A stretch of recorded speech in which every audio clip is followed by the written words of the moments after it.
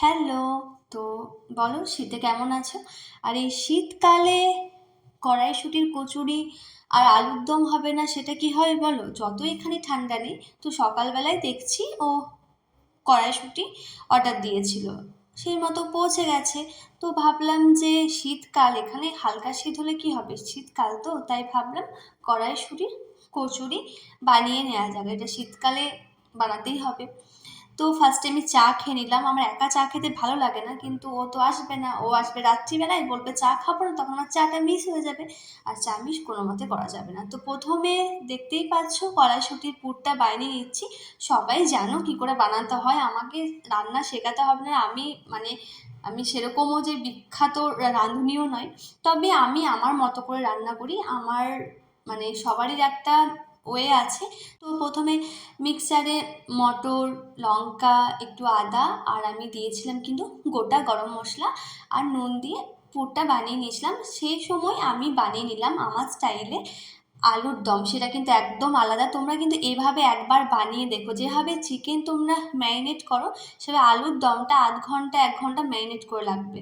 যেমন পেঁয়াজ, রসুন, আদা বাটা, শুকনো লঙ্কার গুঁড়ো কাশ্মীরি লঙ্কার গুঁড়ো, একটু সর্ষের তেল, দই দেবে অবশ্যই, এটা আফগানি স্টাইলে, আর হলুদ, তারপর সর্ষের তেল দিয়ে ভালো করে মাখিয়ে নেবে। আর ওপরে একটু কাঁচা পেঁয়াজ দিয়ে দেবে অবশ্য। এই মশলাটাতে পেঁয়াজ রসুনের সঙ্গে লঙ্কাও আছে, ভালো করে ম্যারিনেট করতে দেবে প্রায় আধ ঘন্টা। আমি অনেকক্ষণ দিয়েছিলাম, আধ ঘন্টার উপর। তো এটা ম্যারিনেট করে রেখে দিলাম। সেই সময় আমি পুরটাকে একটু শুকনো করে যেটাতে গরম করে নেব, তার জন্য আমি ইউজ করেছি ঘি। কিন্তু ঘি দিলে বেশি ভালো লাগে, হিং দেওয়া দরকার নেই। আমি যেমন হিংটা অতটা ভালোবাসি না, তাই ঘি দিয়েছি। ঘিয়ের মধ্যে দিয়ে দিলাম। আর এরপরে যদি তোমরা একটু ছাতু দাও তাহলে পুরটা বেশি ভালো হয়, কিন্তু আমার স্টোরে আমার রান্নাঘরে ছাতু শেষ হয়ে গেছিলো, তাই দিয়েছিলাম ওই যে বিস্কুটটা হয় যেটা ডাইজেস্টিভ বিস্কুট, অর্ধেক একটু গুঁড়ো করে আর একটু মিষ্টি দেওয়ার জন্য চিনি দিয়েছিলাম।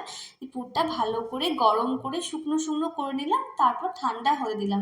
সেই সময় আমি একটু গেছিলাম বাইরে সবার সঙ্গে একটু গল্প করতে। আমার এটা টাইম 7:30 থেকে 8টা পর্যন্ত, বা 7টা থেকে 8টা পর্যন্ত বাচ্চাগুলোর সঙ্গে টাইম স্পেন্ড করা। আর আমার আরেকটা কাজ ছিল, সেটা হলো কুকুরকে আমি খাবার দিয়ে এলাম অনেকটা দূরে, কারণ আমাদের সোসাইটিতে দেওয়াটা বারণ, তাই আমি বাইরে দিয়ে এলাম। আসার পরে আমি এবার বানিয়ে নেব ওই যে মানে এবার তো বানাতে হবে।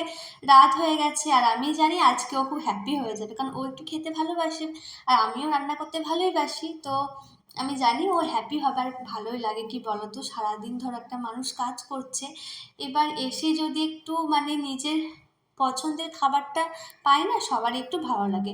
আমি এখানে সাদা তেলের বদলে ঘি দিয়েছিলাম, তারপর আমি ভালো করে মাখিয়ে রেস্টিংয়ে দিয়েছিলাম, তার উপর সাদা তেল দিয়েছিলাম। সেই রেস্টিংয়ে থাকাকালীন আমি আলুর দমটা বানিয়ে নিয়েছিলাম। তোমাদেরকে আমি রিকোয়েস্ট করব, যেভাবে আলুর দম বানাও সেভাবে না বানিয়ে এইভাবে ম্যারিনেট করে একটু দই দিয়ে রেখো, দেখবে সবাই তোমার নাম করবেন। ভীষণ সুন্দর হয় খেতে, এটা আমার বাড়িতেও সবাই ভালোবাসতো। আর এটা আমি সন্তুকে ফার্স্ট টাইম কালকে বানিয়ে দিয়েছিলাম, ওর কিন্তু খুব ভালো লেগেছে। তো যেমন করে তোমরা রান্না করো, অর্থাৎ এখানে মশলাটা তো আছে একটু ম্যারিনেট করা, তাই অল্প মশলা দেবে, তারপর সেটাকে যেভাবে তোমরা রান্না করো সেটা আর বলছি না, দেখতেই পেলে। তো এরপর আমি পুরগুলো বানিয়ে নিলাম, কারণ অনেকটা রাত হয়ে গেছে। আমি ভাবলাম আমি বানাবো, ও আসবে একটু ছেঁকে নেবে। তো ও এসেও ছিল। আর দেখো আমার আলুর দমটা কিন্তু হয়ে গেছে। এটা কিন্তু আফগানি আলুর দম, এটা খেতে বীভৎস ভালো হয়। তারপর শেষে গরম মশলা ধনে পাতা দিয়ে আমি একটু ফুটাইনি, একদম অফ করে দিয়েছিলাম গ্যাসের ফ্লেমটা। তো আমার আলুর দমটা কমপ্লিট।